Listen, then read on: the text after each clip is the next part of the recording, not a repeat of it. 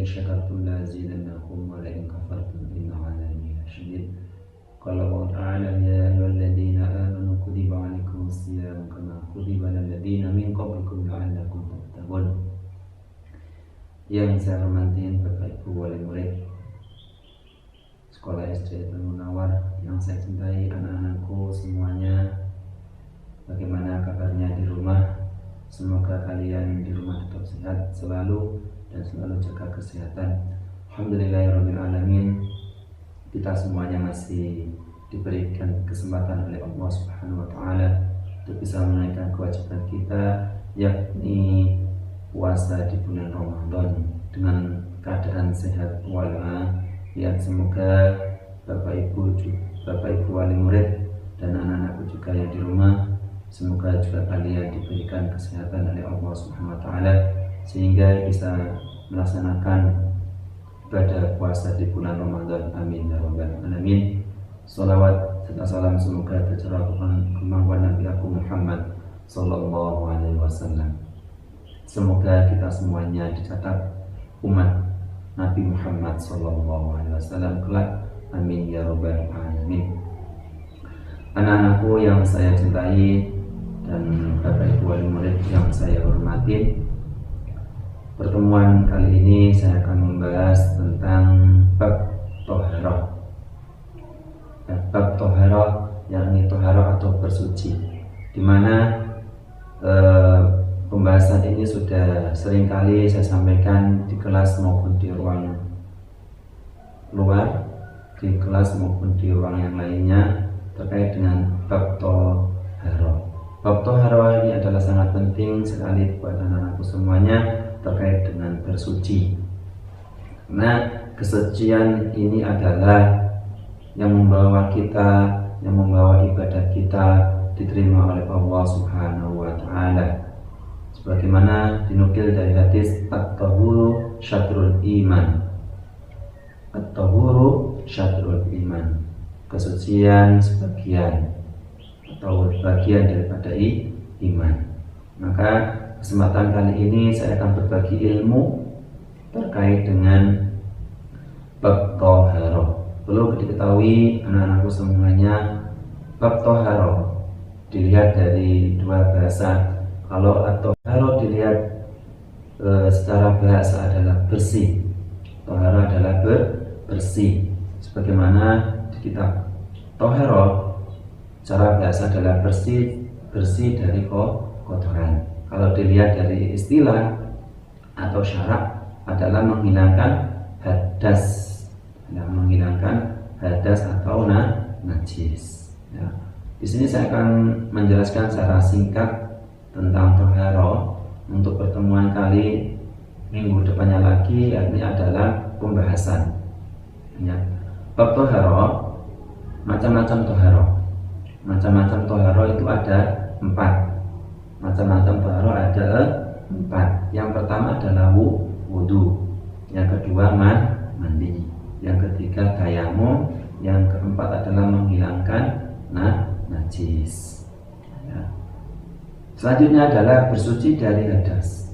Kalau bersuci dari hadas itu melalui apa? Bersuci dari hadas melalui dari wudu, mandi, tayamum. Itu bersuci dari hadas. Selanjutnya adalah bersuci dari najis, ya, yaitu menghilangkan najis. Menghilangkan najis dari mana? Menghilangkan najis dari seluruh badan. Ya, menghilangkan najis dari seluruh badan. Yang kedua dari tempat. Yang ketiga dari pakaian. Itu adalah bersuci dari najis, yaitu menghilangkan najis dari seluruh badan kita. Ya, mulai dari ujung rambut sampai ujung kaki. Yang kedua ada tempat. Di mana tempat kalian? Dimanapun tempat berada harus suci. Apalagi sholat untuk beribadah kepada Allah Subhanahu wa taala harus dibersihkan terlebih dahulu. Karena apa? Suci adalah an-nadhuratu minati iman. Kebersihan itu sebagian dari iman. Makanya di mana tempat pun kalian berada harus berusaha untuk mensucikan atau membersihkan terlebih dahulu. ya, di musola atau di masjid atau di rumah kalian masing-masing. Yang ketiga adalah pakaian. Ya, pakaian ketika mau beribadah harus suci, apalagi mau sholat harus dijaga, pakaiannya dilihat kotor atau najis. Ya, maka naruh tempat pakaian itu harus benar-benar yang rapi. Pakaian harus dijaga. Ya, itu terkait dengan bersuci dari menghilangkan najis dari berbagai tempat, mulai dari tempat seluruh badan kita, mulai tempat kalian untuk beribadah atau yang lainnya. Yang ketiga apa? Pakaian. Ya, selanjutnya ini adalah pembagian air. Pembagian air itu ada 4. Namun kesempatan kali ini saya akan jelaskan hanya 1 poin. Ya, pembagian air itu ada 4 macam.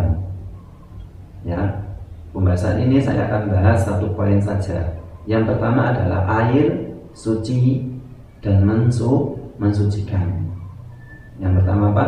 Air suci dan mensucikan. Nah, air suci dan mensucikan ini ada 8 poin. Ada 8 macam air yang biasa saya jelaskan waktu tempo dulu di kelas, mulai dari kelas 1 ya sampai kelas 5 itu sudah ada macam-macam air. Namun kesempatan kali ini saya akan mengingatkan lagi, menghimbau kepada anak-anakku semuanya untuk dipraktekkan, untuk diingat-ingat air. Pembagian air itu ada 4.